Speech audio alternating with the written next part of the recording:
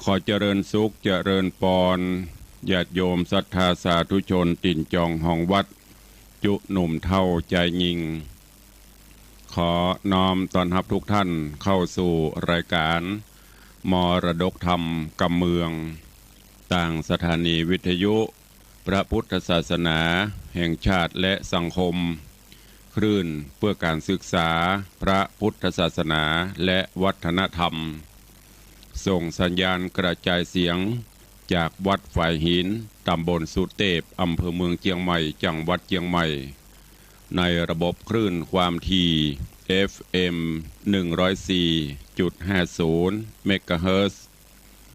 สถานีวิทยุพระพุทธศาสนาวัดหนองไก่ตำบลสันปะยางอำเภอแม่แตงจังหวัดเชียงใหม่ส่งสัญญาณกระจายเสียงในระบบคลื่นความถี่ FM 99.75 102.0 และ 89.25 เมกะเฮิรตซ์สถานีวิทยุ CM77 วิทยุอินเทอร์เน็ตล้านนา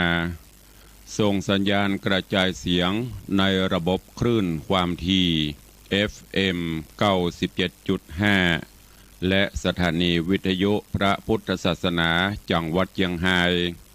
ส่งสัญญาณกระจายเสียงในระบบคลื่นความถี่ FM 99.50 เมกะเฮิรตซ์ตลอดจนวิทยุชุมชนเสียงตามสายหอกระจายข่าว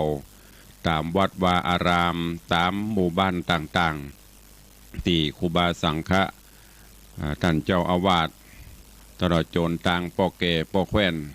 ได้เปิดออกลำโพงหอกระจายข่าวเสียงตามสายของวัดวาอารามของบ้านต่างๆเพื่อญาติโยมศรัทธาได้สดับรับฟังกันอยู่ในเวลานี้พร้อมกันนี้เจริญปอนญาติโยมที่ได้ติดตามต่างเฟซบุ๊กเฟซไลฟ์ต่างเว็บไซต์ต่างๆบอกว่าจะเป็นเฟซบุ๊กของวัดวังสิงห์คำเฟซบุ๊กของ104ธรรมะคลายเครียดเฟซบุ๊กวัดไฟหินเฟซบุ๊กของตันตุเจ้าบ้านนอกทิตะสิโปตลอดจนหลายๆเฟซบุ๊กที่เป็นญาติธรรมในรายการได้ฟังแล้วก็ได้กดแชร์กดไลค์ส่งต่อๆกันไปเพื่อให้ญาติธรรมได้สดับฟังเสียงธรรมะกันอยู่ในเวลานี้เราก่อนแล้วแชร์ได้กดแชร์ไลฟ์อาตมภาพพระครูวิสิทธิ์ศรีลาภรณ์เจ้าคณะตำบลป่าแดดเจ้าอาวาสวัดวังสิงห์คำตำบลป่าแดดอำเภอเมืองเชียงใหม่จังหวัดเชียงใหม่เป็นผู้ดำเนินรายการก็นำธรรมะสาระพื้นบ้านพื้นเมืองทำข้าวมาเทศนาฮือท่านทั้งหลายได้รับฟังกันเป็นประจำถึงวันตั้งแต่เวลา6 โมงถึง7 โมงเช้าโดยประมาณยกเว้นพี่น้องที่ฟังสัญญาณจากดอยม่อนจำปีวัดพระแก้วจังหวัดเชียงรายก็ฟังกันเมื่อค่ำยามคืนต้องกราบขอบพระคุณในเมตตาบารมีของท่านผู้อำนวยการทุกสถานีเจ้าหน้าที่ช่างเทคนิคผู้ควบคุมการกระจายเสียงทุกท่านทุกสถานีตัวเองและขอบคุณเจ้าของเฟซบุ๊กทุกท่านที่ได้กดแชร์กดไลค์กันปากันวันนี้เป็นวันพระเป็นวันศีลการเวลาวันเวลาล่วงเลยผ่านพ้นโดยความรวดเร็วว่องไวจากวินาทีเป็นนาทีเป็นชั่วโมงเป็นวันเป็นเดือนคลาดเคลื่อนไปโดยบันิ่งบอยู่ได้บรอไผวันเวลาผ่านพ้นบ่ได้รอไผสักคนไม่ใช่ว่ารอคนนั้นรอคนนี้ไม่มีวันคำว่ารอไปของเปิ้นเรื่อยๆเพราะฉะนั้นเฮาท่านทั้งหลายจะต้องโดยตามการเวลาฮือตันตื่นเช้ามาก็คิดพิจารณาตลอดจนตรวจสอบในรอบวันที่ผ่านมามีอันอย่างอันใดที่มันขาดตกบกพร่องก็เสริมเติมให้มันดีขึ้นอันไหนที่มันดีแล้วก็เสริมเพิ่มเติมดีขึ้นไปเรื่อยๆวันนี้เป็นวันพระวันศีลทางรายการที่ได้จัดมาโดยตลอดเมื่อวันพระวันศีลมาถึง ก่อนที่จะได้ฟังน้ำฟังธรรมก็จะได้เชิญชวนสาธุชนญาติโยมทั้งหลายเข้าเฝ้าองค์พระผู้มีพระภาคเจ้าโดยการไหว้พระสมาทานศีลและฟังพระธรรมเทศนาเป็นลำดับไปโอกาสบัดนี้ใครที่ได้เตรียมขันหรือว่าพานดอกไม้ธูปเทียนไว้ก็จัดเตรียมเพื่อเรียบร้อยแล้วก็ดังที่ได้บอกมาโดยตลอดว่าวันพระวันศีล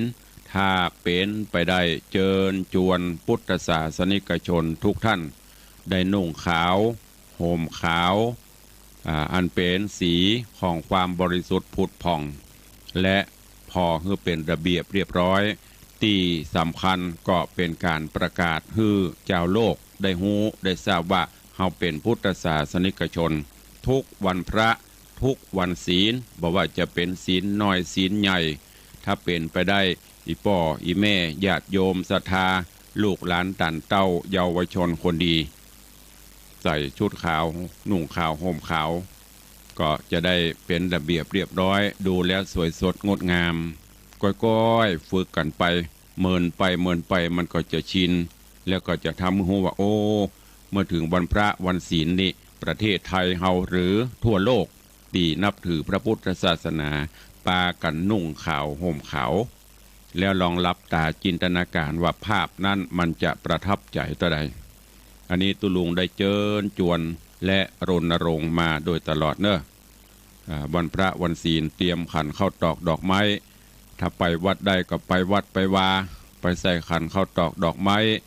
ส่งสาเข้าสาบาตรทำบุญตักบาตรประพฤติวัดปฏิบัติธรรมไปบ่ได้ก็อยู่บ้านอยู่จองนบไหวสาเอาเนอะโอกาสบัดนี้เชิญทุกท่านเข้าเฝ้าพระผู้มีพระภาคเจ้าพร้อมกันณโอกาสบัดนี้อิมินาสการเรนะพุทธังอภิปูชยามะอิมินาสการเรนะธัมมังอภิปูชยามะอิมินาสการเรนะสังฆังอภิปูชยา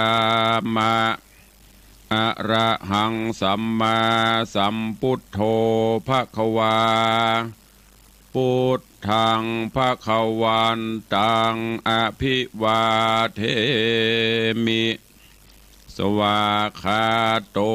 ภควตาธัมโมธัมมังนะมัสสามิ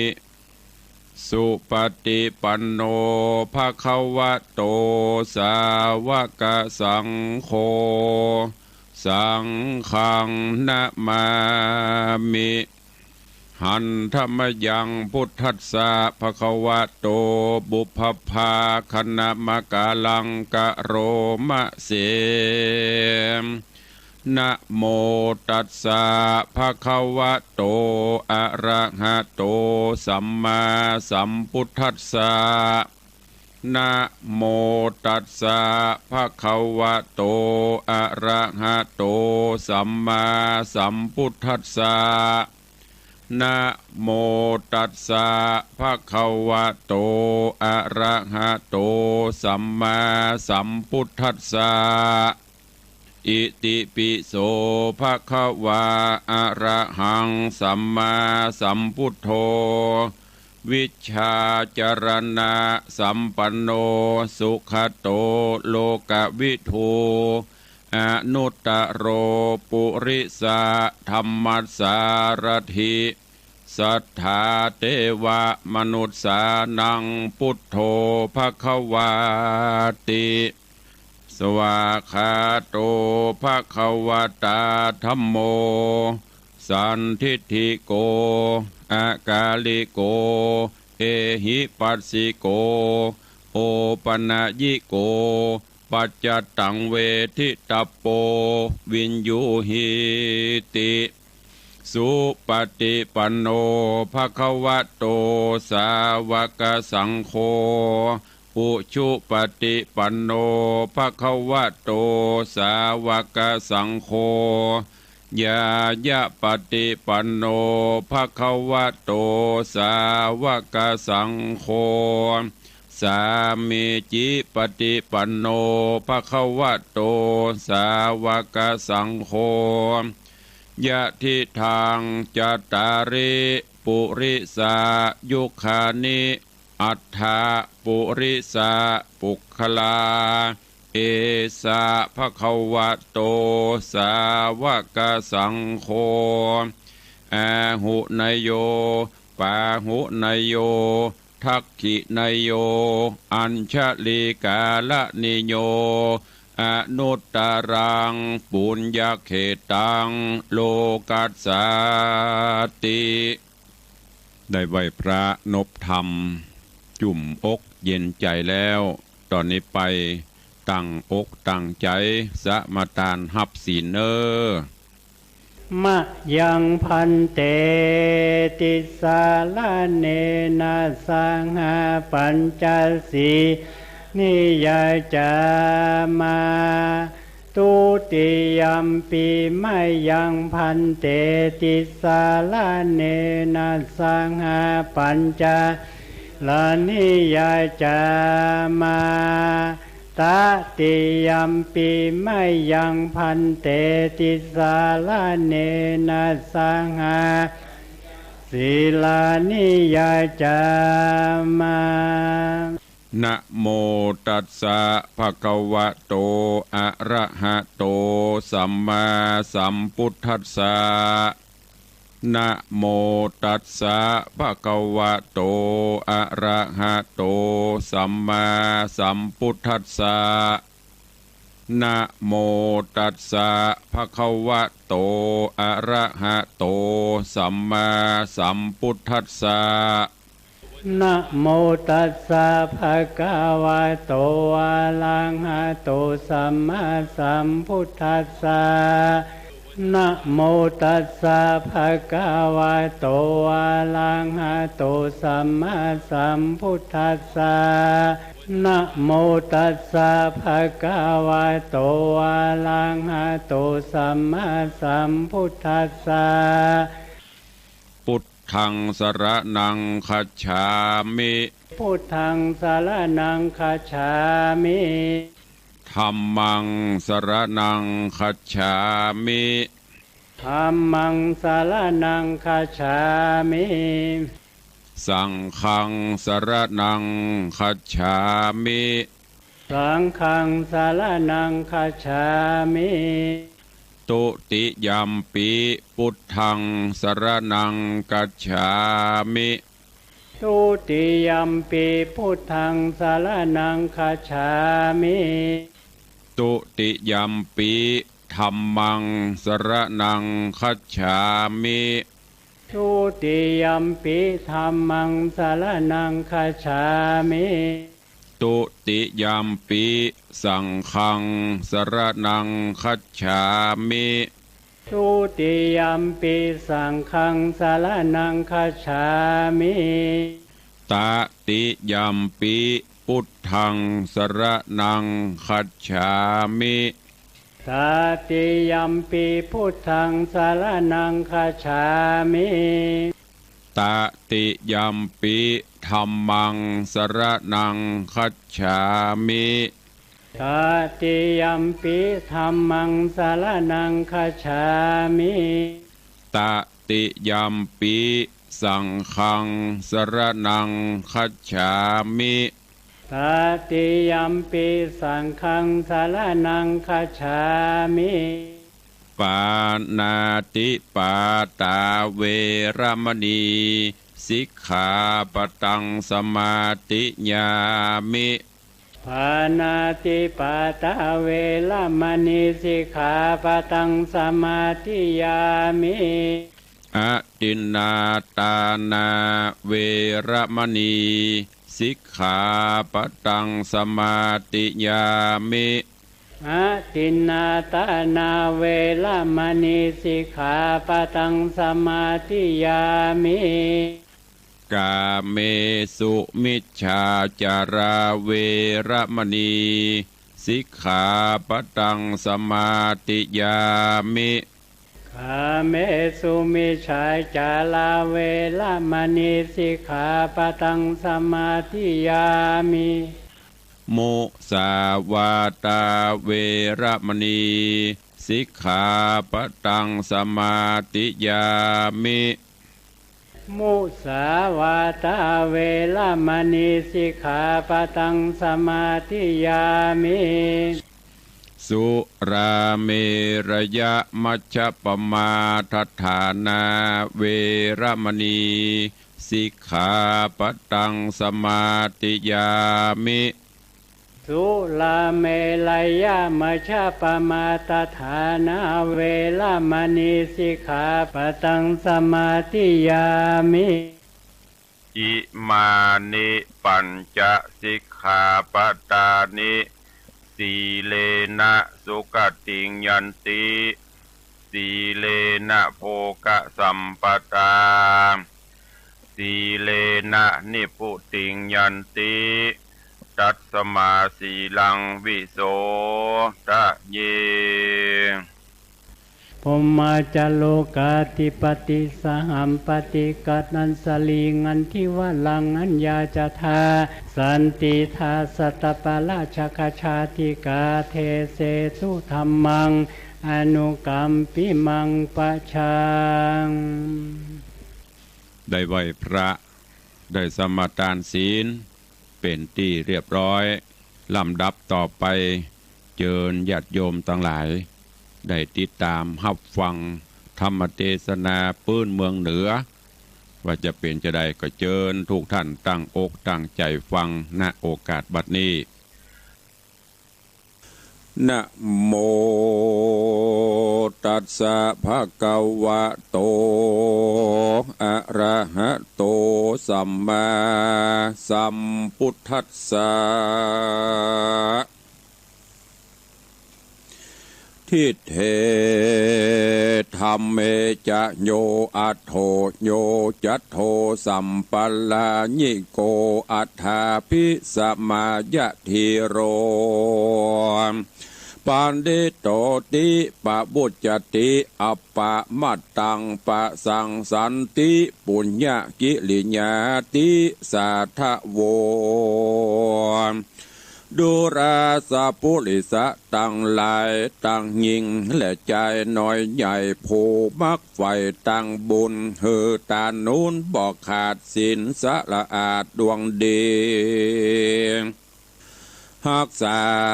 58มีหักษาปากันพร้อมหมู่อยู่ท่าฟังธรรมจุงดาจำเมียดมันอย่าได้กึดสอดดันต่างได้จะขากล่าวถอยถึงคนใหญ่น้อยในโลกาต่างก็มาพาธนาปนจากต่างตุกยากเครื่องขีดังบาลีกล่าวไว้อันพระที่ไวเทศนาเฮาได้นำมาจากใครว่าแม่นผู้ใดควาดหูยังประโยชน์มีอยู่2ประการอันอุรานบ่ไรยามอยู่โลกใต้เมืองโคนประโยชน์ตนมากกว้างอันได้สร้างเปลี่ยนมายามมดลัดนาพรากนาบ่ต่ำจะตกผ่านได้เจยบานค่ำเจ้าจุมนักปราชญ์เจ้าปันดิตาได้ใครจะกล่าวโอว่าเป็นผู้หูฉลาดบ่ประมาทลืมตนบุญกุศลสร้างไว้บ่ยากไรเครื่องเคียงสวดสดีบอกขาดตั้งแต่จาดปัจจุบันถึงดับขันมวยมังประโยชน์สร้างหลายลามก็จักตามส่งยูเฮอได้อยู่ที่คาขอป้อออกไม่ออกศรัทธาจุโพจงพรำหูแยวไป แปลงใจใสจื่นจอยโดยตามถอยกรรมธรรมบัดนี้เดชเตอสาถาอันว่าสัพปัญโยพระพุทธเจ้าตนเป็นเก้าศาสดาเทศนากล่าวโอสอนเผ่าโพยิ่งใจว่าแม่นพูดใดหมายไฟหอยใดจื่นจ้อยสวดสดีกาถามีบทนี้จักกล่าวจี้หันสายหากพูดใดมีใบบอดยากไรเครื่องกาคนอนาถากันอยากก็จากโป้นจากเครื่องขี่จุมคนมีมั่งเต้าซ้ำมีกว่าเก่าทมแน่องค์พระศาสดาเทศนาภายโพธบอกประโยชน์ปัจจุบันได้หันแจ้งทีก็มีอยู่สี่สถานอันเจียงคานบ่อไรกึ่งหากมาได้อุอากะสะนั่นนาอุทานะสัมปตาอารักขะสัมปทากัลยาณมิตรตาสมะจีวิตาตะตะตามูลสัทธาจุโพจงพรำหูตามธรรมบัดนี้เดชเตออุทานะสัมปตานั่นใสหือมีเปลี่ยนจะใจโอตสาการนาหลายหลากจากลำบากเปียงใดโอ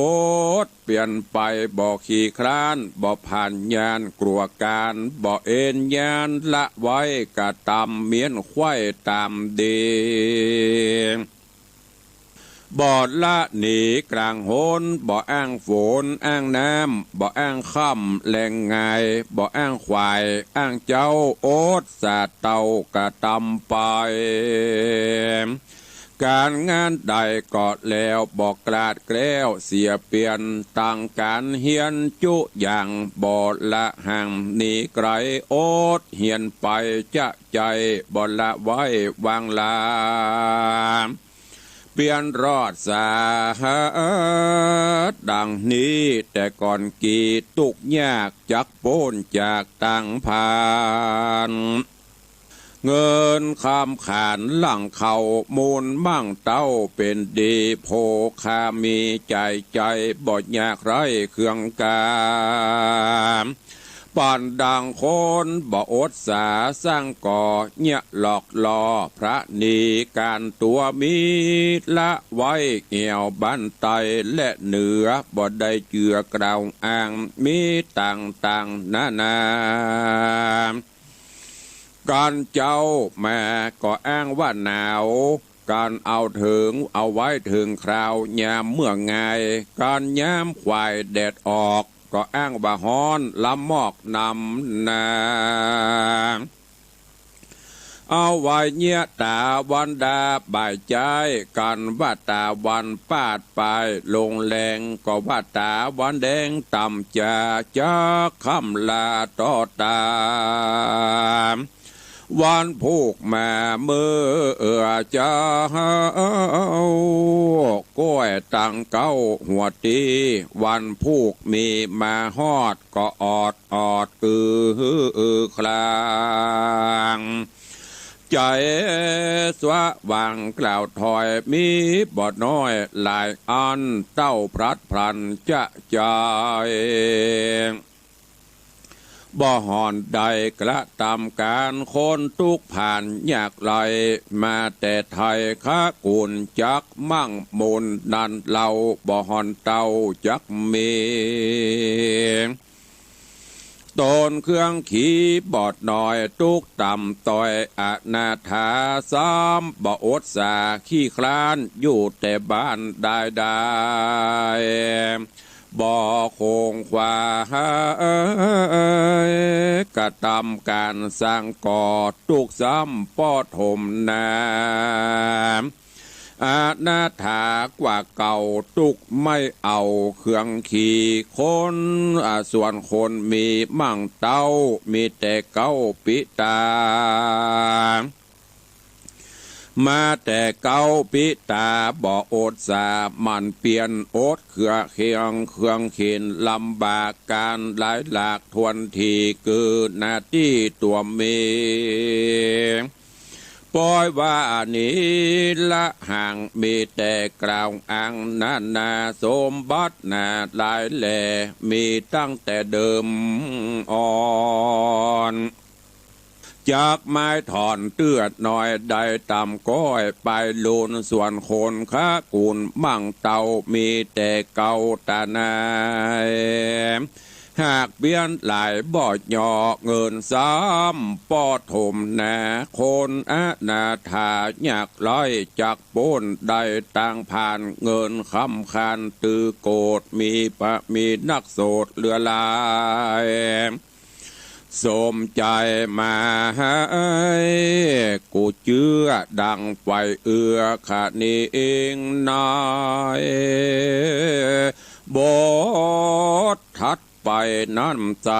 คือหากมาได้อารักขะสัมปทาน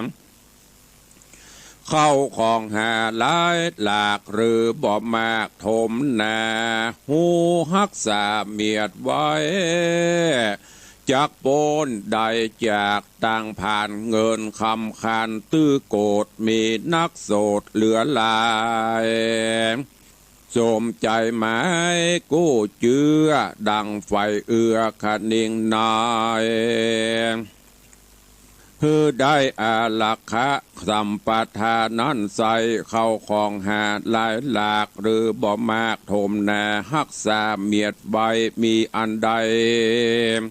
เก็บกวาดบ่อปะมาดลาสาเข้าของหามาได้บ่เอาโหใจพิษศีลธรรมมีเงินคำหลังเขา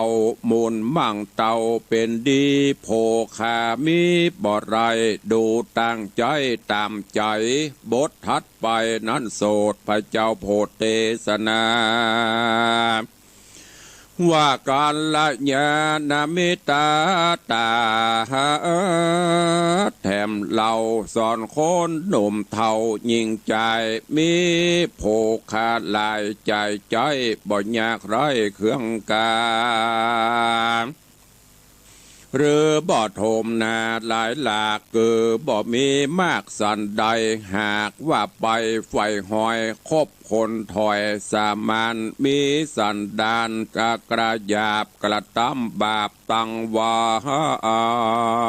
นจากป้าบันจองกองลงสู่ห้องอบายเข้าของลายแต่ก่อนก็จักผ่อนบางตามิดดังนี้นะถอยไล่มีแต่เอาได้ฝ่ายเดียวแง่มีไผ่บ่เหลียวเตือมกำไข่จ๋าพร่ำตันเล่าอู้แต่เรื่องเก่าหนลางเพื่อเฮือจักหวังอยากได้เข้าของหน่อยใหญ่เฮาไปแย้มต่อหน้าก็ไขว่าดีแย้มลับหลังมีก็มาสอกกอกจะเล่าออกนินตาล้างเตื้อจักป่าไปสู่ยังที่อยู่บายการพระนอนลายจุอย่างเฮาบ่จ้างก็มาจะสอนจากจวนจอนแอวเลนบ่อว่างเว้นคืนวันน้ำจวนจันสุราตังนายาปิดกินแล้วติดลำบากป่าเฮาอยากเครื่องขียามเฮามีเจอเอิญจอยยามเมื่อเฮาต่ำก้อยหายตาคนดังนี้นะจีบอกชื่อว่ามิตรปอกลอกต่ำจะไผบ่ทาอวงคองมาเป็นเพื่อนป้องเตรียมใจ โบราณไขกล่าวไว้ว่ายำเฮาได้เป็นดีสะหายมีเวทซองเป็นเปื้อนป้องปริวานยำเฮาตกผ่านต่ำจะเขาก็มาบิดหน้าลานนี้เปื้อนกินมีหลายหลากเปื้อนตายหายากนำหน้าโบราณจาว่าแม่นไข่เป็นแก่นหันโหนจากคบคนฮือดูแน่จากซื้อผ้าฮือดูเนื้อจากสมไฟเอือขะนิ่งในบ่อยาจะเลนาพระกะว่าอันว่าพระพุทธเจ้าเทศนาเล่าปั่นหมายสอนฮือยิ่งใจมวลหมู่ได้พร่ำหูตามธรรมว่าฮือคบยำมิตรเกี่ยวผาเสดแล้วพระญาช่วยใครจะบอกกล่าวเฮอหูข่าวกองดีเข้าของมีมากน้อยก็ไฟหอยจอมเล่าการนักเบาหลายหลากบอลลาพรากเล่าลาเล่าเครื่องกาเอาไม่หรือยากร้อยเครื่องเขียงยามไพ่มีมาฮอดบอดละตอดนี่ไก่เอามาใจอ่วงคองเอามาใจอ่วงคองเป็นเปื้อนปองสะหายคำยามจักนำโป้นจากต่างทุกยากนานามีโภคาใจใจบ่ยากไรนาดำมีสะหายคำเลิศแล้วปากลาดเกลียวตั้งผ่านจากเฮอได้อยู่เจยบานนันเหล่าพระเป็นเจ้าสัพปัญโยมีมุตูบอดน้อยเตสนาถอยจะคายนั้นแหละนาโบทัดไปนั่นใสกึ่งหักมาได้สามะจีวิตาเข้าของหามาได้หูจักใจตามการสี่สถานจีบอกเนอเจ้าเอาบททัดไปที่ได้กล่าวไว้ว่าส่วนหนึ่งไว้เอาฝังไว้ได้กินใจวันลุนคือกระทำบุญอย่าขาดบ่อประมาทลาสายามรณะกราพรากได้โปนจากสุขสารจื่นจอยสมไฟหอยขานิ่งมาศรัทธาต่างหลายมวลหมู่ได้พร่ำหูยังกะถาว่าอุอากะสะนันนาอุทานนาสัมปทาเป็นเก้าสอนคนหนุ่มเท่ายิงใจอุตสาหะหมายบากบันมีความมันการงานบ่เอ็นญาณละไว้อารักขะสัมปทานั้นใส่ติดต่อมีทรัพย์ใดก็พอหักษากัลยาณมิตรตาผ่องแผ้วฮือมีมิตรแก้วกับโตโหนบ่เบาวนบ่เมาวนต่ำจ้าคบคนหยาบกลาปาลาสามะชีวิตากล่าวถอยมีทรัพย์มากน้อยนั่นใส่หูใจใจกองดีกะทามีดังดีดังกล่าวจี้ไขมาผู้ใดนะมีไว้บ่ยากไรอันใดเข้าของไหลหลังเขาได้เป็นเจ้าเศรษฐีสวัสดีจื่นจอยสมไฟหอยผาทัดนาเลนาสัทธาอันว่าพระพุทธเจ้าได้บอกเล่าไขปานประโยชน์ปัจจุบันดังนี้ยังกล่าวจี้ภายโพดบอกประโยชน์ไปนาว่ายามอยู่ลุ่มฟ้าโลกา อย่าลาซาประมาทจงเกิดขวาดขะนิ่งหมายแยมเฮาตายกลาพรากดับจิตจากเมืองคนจักเหือได้เอาตนไปเกิดตีพาเสดกระเซ็มสีสันได้เดชนั่นใส่พระที่ไวเตสะนาว่าศรัทธาสัมปทาศีลสัมปตาจาคะสัมปทาปัญญาสัมปทาเฮาจักจากล่าวจี้หือเสียงที่สังกาศรัทธาใส่เชื่อว่าพระที่ไวสัพปัญโยโลกวิตูหูแจงหูยังแห่งกองธรรมแล้วจักนำมากล่าวถอยเฮือสัตว์ใหญ่น้อยสงสารสู่นิพพานเวียงแก้วเป็นที่แล้วบ่เครื่องกาเชื่อว่าสัตตาโลกไตมีกรรมไว้ภัยมันยามบาปตันตอบสายย่อมตกให้มองผ่านได้เจยบ้านคำเจ้าย้อนบุญเก่าแต่ไทยอันสร้างไว้นำมาศีลสัมปทานาติดต่อหือมีศีลก่อกับตัวบ่เมามัวด้วยบาปอยู่ตามสุภาพธรรมดาศีลจักป่าหือได้สุขโลกใดเมืองคนสุขเมืองบนจันฟ้าสุขแหล่งละเนรปันจาคะสัมปตาหือตันอย่าขาดบ่ประมาทละสามีทรัพย์ใดนาน้อยมากบริจาคทานไปเป็นผู้หือได้อยู่ตีขาปัญญาสัมปทาหูแจงหูยังแห่งกองธรรมหูต่างดำหยาบกระต่างโลกลาเมลาปัญญาภายหูไว้หูแจงควายจุอันต่างสะหวานจื่นจ้อยนรกถอยอเวจีต่างบอดดีถอยจากก็หลีกหน้านี่ไกลต่างดีไวจื่นสู่ใจลิงรู้เจอ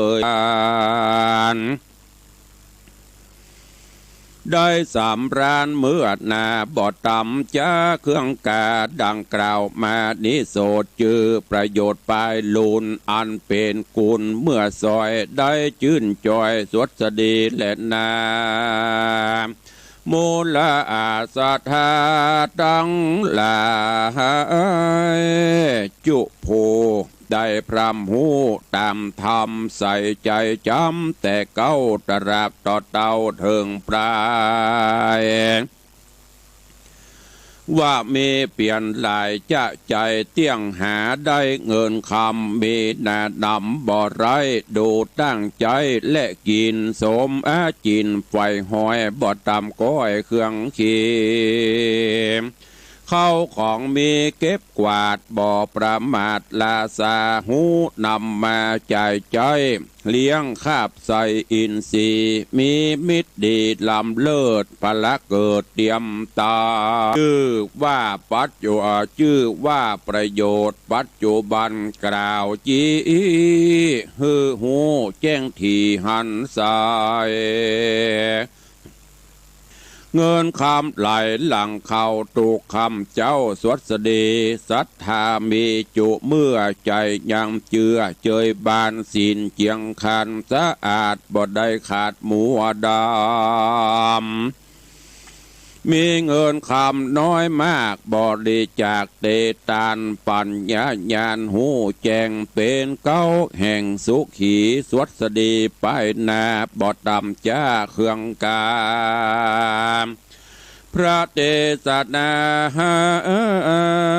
ภายโพดจือว่าประโยชน์ปลายลุนจักเป็นกุลจองห้อย แก่คนใหญ่หน่อยยิงใจยามเมื่อตายกระพรากดับจีจากเมืองโคนยอมเอาตกไปเกิดยันฟ้าเลิศคงสะวันก็มีหันแหละนานาทิเม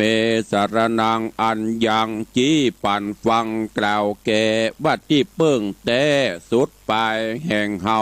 ทั้งหลายดันดายพระพุทธเจ้าพระธรรมเจ้าพระสังฆเจ้าแก้วสามดวงนี้เล่าส่องแจงเป็นที่เปิ้งแห่งเล่าราเอเตนะสัจจะวะเจนะสุวัติโหนโตสัพพตาขอ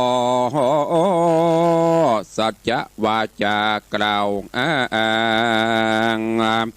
กูลมากกว่างดวงสาเกิดพระรัตนตรัยวิเศษตัวดาวเขตโลกามูลลาสัทธาหนุ่มเท่าอยู่เตียงเต้าสวัสดีโร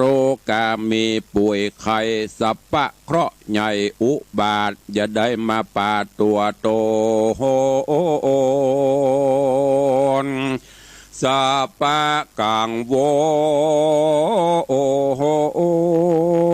ลหลายหลากยุงค่ายจากนี้ไกลด้านต่างหลายพัฒนาใดใครใดหรือมักไฟใจจงจุงสมพระทรงเตียงเต่าทุกข้ำเจ้าเจยบานมันฮือตานอย่าขาดอย่าประมาทเสียศีลมันอาจินกึดฮอดบลาตอดภาวนามันอดสาเตือน้อยบุญจะก้อยมิลายสุขสบายเมื่อนาคอมูลลาศรัทธาปู่อาป้อออกไม่ออกศรัทธาอ่านฟังมาเคร่งครัดดังหมื่นวัดอาจารย์ศรัทธาหานมวลหมู่จุงสวัสดีผู้คงขวายใคร่พรากนีโป้จากตาสงสารเถิงนิพพานเวียงแก้วเป็นตีแล้วกระเซ็มใจจูงฟังไปแต่ตนที่สืบสนเถิงไปบัดนี้แดดเตอกิระดังเฮาจากหูบัดนี้ใส่นอเต้าไทยโปธิราชกุมา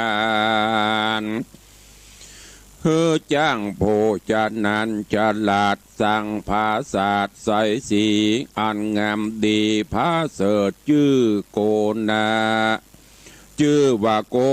กนาทะเลิศเรื่องไรบ่เหมือนภายแต่ใส่พับโลกไตจุมปวงยามและดูสันส่องดังดัดลอยอยู่ห้องเวงหาตนละจะใครหูจริงทำจังผู้ปกแปงว่าหอคำแดงพิราชคือภาษาใสสีอันงามดีนิสัยต้านเกยได้กระทำมาแก่พญาต่างดาวหรือแก่เต้าเมืองใดขอจ้างป่าจ้างก่อใครบอกเราว่าพงทำเป็นหลังเก้าเดลีในปุรีต่างไทยยังบ่ได้กระทำมานอพญาโปธิราชก็กึดขวาดในใจว่ากันมันไปก่อสร้างแก่เจ้าจ้างไกลตาภาศาสตร์หลังนี้นา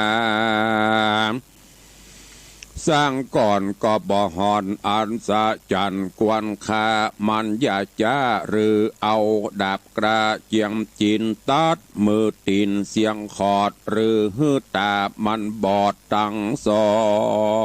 งบอกเฮือมันป่องไปสร้างยังภาษากว้างเมืองใดกันคะนิ่งในเมียนแล้ว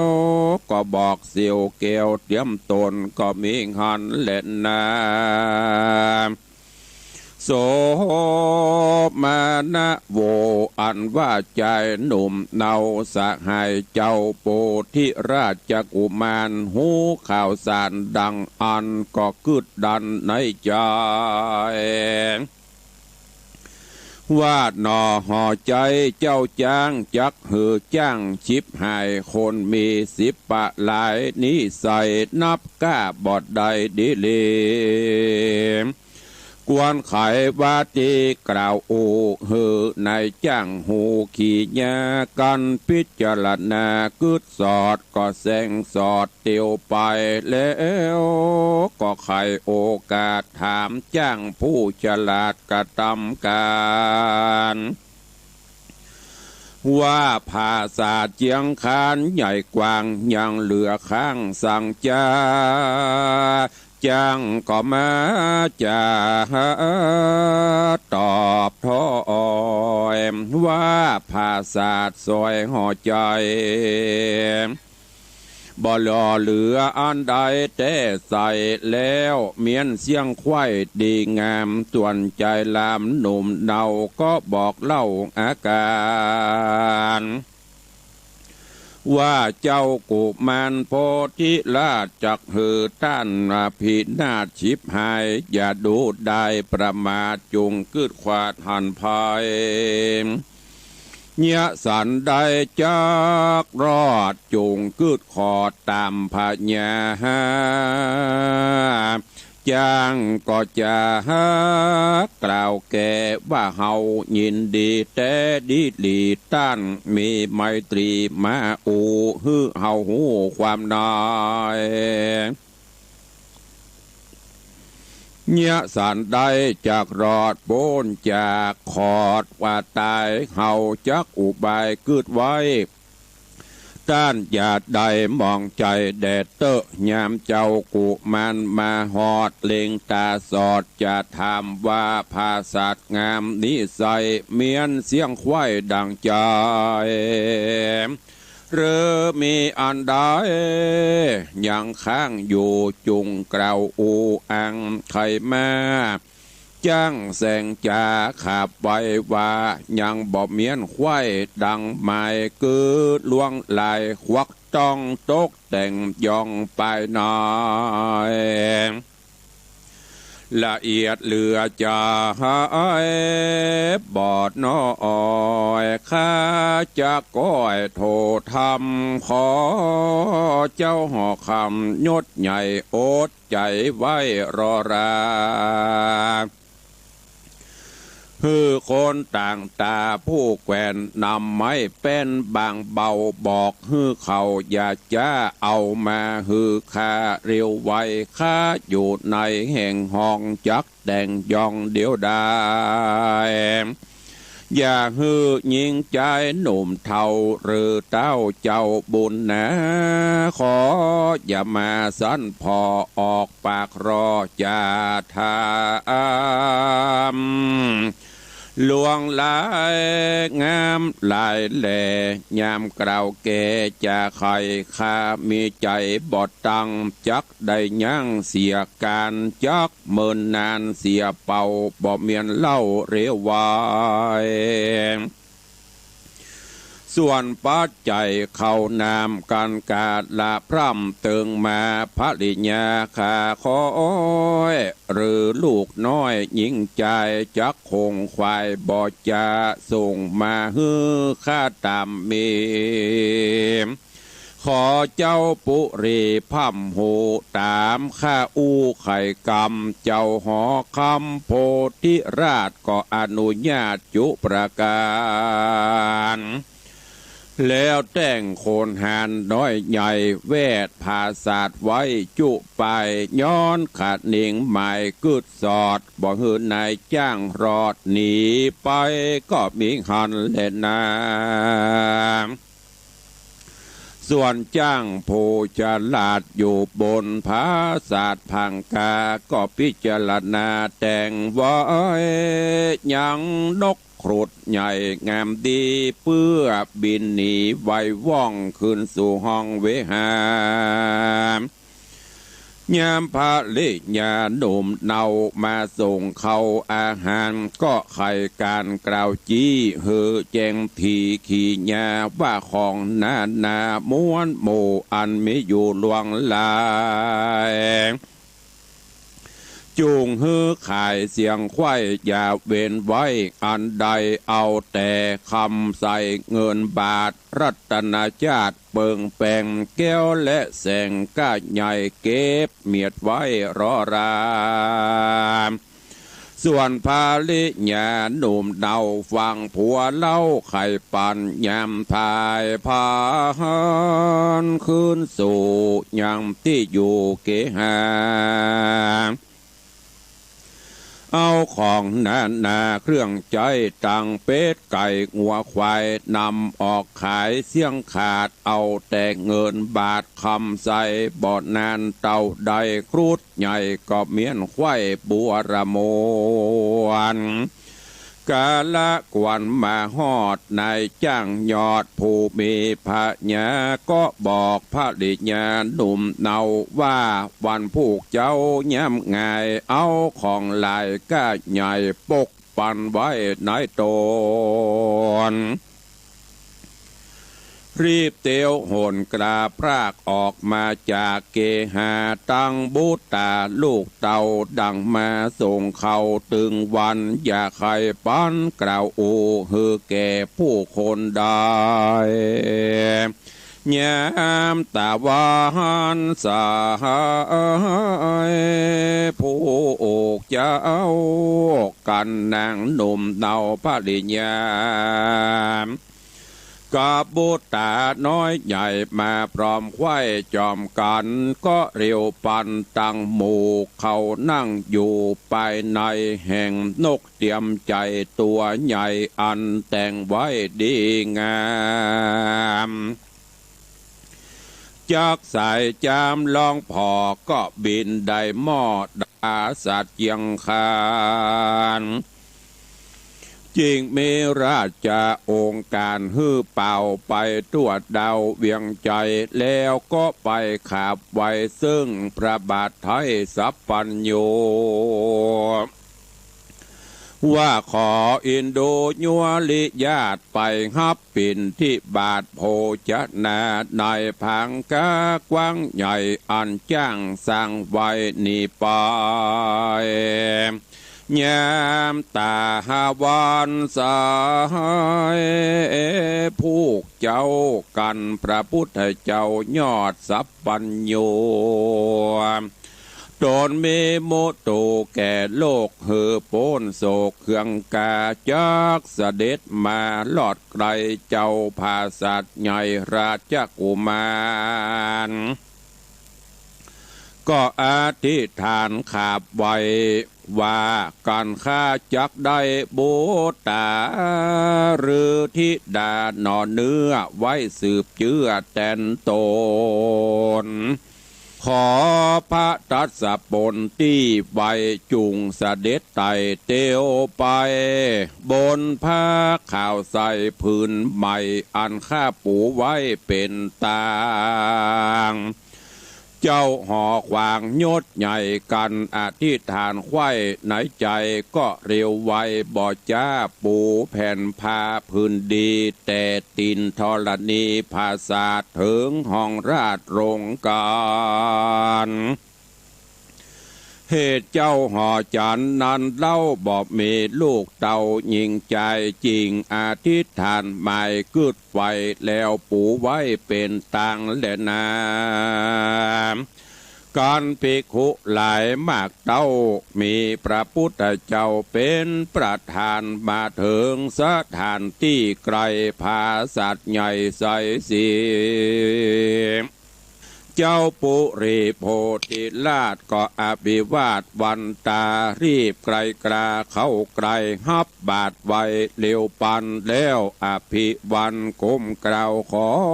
พระพุทธเจ้าพันภายนำภิกขุหลายมวลหมู่ขึ้นไปสู่ไปบนพระตัสสะปนตนสักสวัสดบ่ย้ายบาทพันภาย แม่นเต้าทวายขาบไว้ทวนครบไว้สามตีพระมุนีก็บ่บัวก็บ่จัวลิญาติคือบ่ย้ายบาทไกลกลางเจ้าแลตาพอดเราอย่างมหาเทนเจ้าอานนท์ผู้อุปถากตนอยู่ไกลหือหูไข่สัญญาพระมหาสัจจาหูเงือนเก้าความในจริงจักไขโอกาสว่าภาพปูลวดเป็นตังคอเจ้าหอควางโยดใหญ่ร้อนเมียดใบเรียวปันพระเลงหันไปนาบ่ยำพาดิลีเจ้าปุริโพธิราชหือคนจะลาดเตรียมตนรีบเรโรนบ่จะร้อนเมียดพาตาอามกามพระองค์ข้ามาปีนกล่าวเกิดพระพุทธเจ้ายอดจิตนามาก่อนนายนักการแกว่นใจเมียดพาไว้เสียไกลก็กล้าไกลยัวลิญาติยกย้ายบาทพันภายนำภิกขุหลายม้วนหมู่ขึ้นไปสู่ปลายบนก็มีหันเล่นนานิธิตังขีญาสังวันนาวิเศษจาห้องเหตุธรรมเทศนาโพธิราชกุมารการรักษาตัวรอดเป็นยอดดีตอนที่หนึ่งก็บังโกมโสมเรศเดชวันนี้บางเจ้าถ้าบันเน็ตบันเหนื่อยเวลาก็มาพบมาปะกับท่านทั้งหลายแต่บางเจ้าใดถ้ามันหายไปก็ต้องขอสุมาอภัยวันนี้วันพระวันศีลเนออีป่อยแม่ญาติโยมศรัทธาจะไปลืมเนอไปวัดไปวาใส่บาตรญาติโกกทำบุญศูนย์ตานบ่ได้ไปก็ใจลูกใจหลานไปทำบุญศูนย์ตานอันเป็นกิจวัตรประจำวันของหมู่เฮาท่านทั้งหลายหลายท่านบางเกือบฟังธรรมเพลินไปลืมบ่ได้ไปวัดสกรรมบ่ได้ไปมาเจ้าก็กินข้าวง่ายใจลูกใจหลานไปส่งเข้าวัดเนอะวันพระวันศีลเป็นจำเป็นต้องว่ามาเจ้ามันบัดตันไปก็เป็นยังเมื่อไงก็ใจลูกใจหลานไปตันไปได้อยู่เมืองเหนือเฮานี่ส่วนมากจากจำกัดเอาเฉพาะ